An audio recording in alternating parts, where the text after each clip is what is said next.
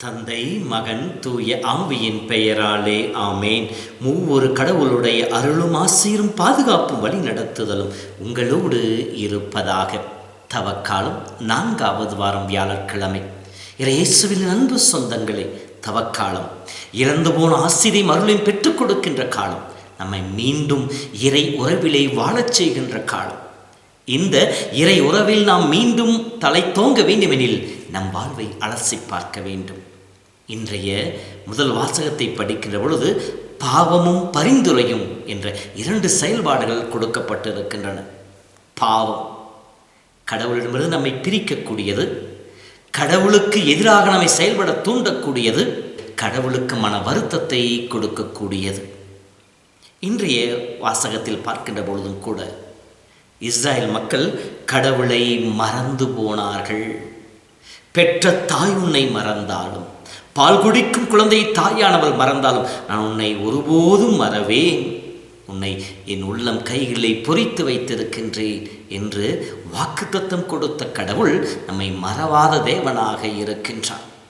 ஆனால் இஸ்ராயல் மக்களோ மிக எளிதாக கடவுளை மறந்து போனார்கள். இன்றைய திருப்பாடல் 106 அழகாக சொல்லுகின்றது. இஸ்ராயல் மக்கள் கடவுளை மறந்தார்கள், கடவுள் புரிந்த மேலான செயல்களை மறந்தார்கள், அவருடைய வியத்தகு செயல்பாடுகளை மறந்து போனார்கள், அற்புதங்களையும் அதிசயங்களையும் கொண்டு அவர்கள் வழிநடத்துதலை அவர்கள் மறந்து போனார்கள். அனைத்தையும் மறந்து தன்னை மையப்படுத்தி உணர்ச்சி வசப்பட்டு சிலை செய்து அதை வழிபட ஆரம்பித்தார்கள். கடவுளுக்கு சினமூட்டினார்கள். இதோ என் மக்கள் படுகின்ற வேதனையை கண்ணுற்றேன், நானே இறங்கி வந்து அவர்களுக்கு உதவி செய்வேன் என்று சொல்லி இறங்கி வந்த கடவுள், நான் உங்கள் கடவுளாக இருப்பேன், நீங்கள் என் மக்களாக இருப்பீர்கள் என்று சொல்லி மக்களை தன்னோடு தன் உறவாக கொண்டாடிய கடவுள் இன்று மோசேவை பார்த்து சொல்கின்றார், உன் மக்கள், நீ வழிநடத்தி வந்த உன்னுடைய மக்கள் இதோ மிக எளிதாக தன்னை விட்டு விலகி போய்விட்டார்கள் என்கின்று சாடுவதாக இருக்கின்றது.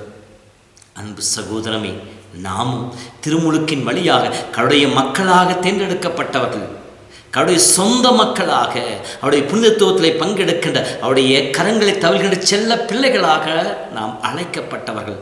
நீ என் அன்பு மகன் அல்லவா, அருமை செல்லவல்லமா என்று சொல்லி எரேமியா சொல்வதை போல அவருடைய பிள்ளைகளாக வாழ வேண்டியவர்கள். ஆனால் மிக எளிதாக எவ்வாறு இஸ்ராயல் மக்கள் உணர்ச்சிக்கு அடிமையானார்களோ அதே போல நாமும் இந்த உலகத்தினுடைய ஈர்ப்புகளுக்கு, நம்முடைய உடலுடைய ஈர்ப்புகளுக்கு, ஆசாபாசங்களுக்கு, இந்த உலகம் தருகின்ற மாய கவர்ச்சிகளுக்கு நாம் மிக எளிதாக கவரப்பட்டவர்களாக ஆண்டவரை விட்டு விலகிச் செல்கின்றோம்.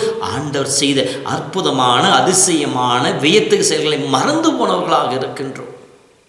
நாம் கடந்து வந்த வாதையிலே இறைவன் நோக்கி மன்றாடிய போதெல்லாம் அவர் செய்த அற்புதமான அதிசயமான, நாம் சொல்வதற்கும் நினைப்பதற்கு மேலான ஆச்சரியமான காரியங்களை செய்தாரே, அனைத்தையும் மறந்துவிட்டு பாவக்குழியிலே நாம் வீழ்ந்து கிடக்கின்றோம்.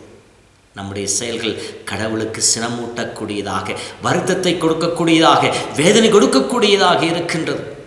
எரேமியா 2:14 சொல்வதை போல, என் மக்கள் 2 தீமைகளை செய்தார்கள், வாழ்வு நூற்றாகி என்னை புறக்கணித்தார்கள், ஒன்றுக்கும் உதவாத தன் வாழ்வுக்கு பயன்படாத ஓட்டை சட்டை தன் கைகளிலே வைத்துக் கொண்டிருக்கின்றார்கள் என்பதை வார்த்தை கேட்டார் போல கடவுளை புறக்கணித்து விட்டு இந்த உலகத்தையும் உலகம் தருகின்ற இன்பங்களையும் தன் உடல் சார்ந்த இன்பங்களையும் நாம் தேடி அலைந்து கொண்டிருக்கின்றோம்.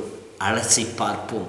நம் செயல் கடவுளுக்கு மனவேதனையும் கடவுளுடைய உறவை விட்டு விலகிச் செல்கின்ற அந்த நிலையும் ஏற்படுத்தக்கூடியதாக இருக்கின்றதா? பாவம் செய்தால் மனம் வருந்துவோம். 2வது நிலை பரிந்துரை. இப்படி கடவுள் சினம் கொள்கின்ற பொழுது, கடவுள் மனவேதனை வெளிப்படுத்துகின்ற பொழுது, இங்கே மோசே அதற்கு ஒத்திசைவு கொள்வதைப் போல, ஆமாம் இந்த மக்கள் வணங்கா கழுத்துடைய மக்கள் என்று சொல்லி மக்களை குறை கூறவில்லை, மாறாக உன் மக்கள் என்று சொல்லி கடவுள் சொல்லுகின்ற பொழுது மோசே மீண்டும் அதே வார்த்தைகள் சொல்கின்றார், மக்கள், உன்னுடைய மக்கள், இதோ அவர்களுக்கு வாக்குறுதி கொடுத்திருக்கின்றேன். இஸ்ராயேல் கடவுளாக நான் இருப்பேன் சொல்லி வாக்குத்தத்தம் கொடுத்திருக்கின்றேன். பாலும் தேனும் பொழியும் கானான் நாட்டுகளை அழைத்து சென்று சொல்லி நீர் வாக்குறுதி கொடுத்திருக்கின்றேன். யாரின் பிரகாரம்? ஆபிரகாம், ஈசாக்கு, யாக்கோப்பின் வழியாக நீர் வாக்குத்தத்தம் கொடுத்திருக்கின்றேன் என்று சொல்லி அவருடைய வாக்குறுதி நினைவு கூர்ந்து அவர் மக்கள் மேல் இருக்கின்ற அந்த சினத்தை மோசே தணிக்க பார்க்கின்றார். இவருடைய செயல்பாடை பற்றி இந்த திருப்பாடல் சொல்லுகின்ற பொழுது, கடவுளால் தேர்ந்தெடுக்கப்பட்ட மோசே அவர் முன் உடைமதில் காவலர் போல் நின்று மக்களை காத்தார் என்று சொல்லுகின்றார். மன்றாடுகின்றார், பரிந்து பேசுகின்றார். அவருடைய கடவுளுடைய செயல்களையும் கடவுளுடைய உன்னதமான மேன்மையும் எடுத்து கூறி அவர்கள் மேல் இருக்கின்ற சினத்தை தணிக்க பார்க்கின்றார். கடவுள் தன் இனத்தை மாற்றிக்கொண்டார் என்று சொல்லப்படுகின்றது. அன்பு சகோதரமே, இது இரண்டாவது நிலை. நாம் பரிந்து பேசுபவர்களாக இருக்க வேண்டும். பாவம் செய்பவர்களாக இருக்கக்கூடாது. பாவம் செய்பவர்களுக்காக பரிந்து பேசி மன்னிப்பை பெற்றுத்தருபவர்களாக இருக்க வேண்டும். இந்த தவ காலத்தில் நம்முடைய செயல்பாடு எப்படிப்பட்டதாக இருக்கின்றது சிந்தித்து பார்ப்போம். சினம் கொள்ளாமல் இருப்பதும் நல்லது, பிறருக்கு சினத்தை மூட்டாமல் இருப்பதும் நல்லது. பாவம் செய்யாமல் இருப்பதும் நல்லது, பிறர் பாவம் செய்கின்ற பொழுது அவர்களுக்காக பரிந்து பேசி மன்னிப்பை பெற்றுக் கொடுப்பதும் நல்லது. இத்தகைய அருள் மிகுந்த வாழ்வு வாழ இறை ஆசிரியை கேட்போம். ஆண்டவர் தாமே இந்த நாள் முழுவதும் உங்களோடு இருப்பாராக. நற்சிந்தனைகளை கொடுக்கின்ற கடவுள் இழந்து போன ஆசிரியரை பெற்றுக்கொள்ள தூய ஆவியின் வழி நடத்த உங்களுக்கு கொடுத்து உங்களை காத்தடுவாராக.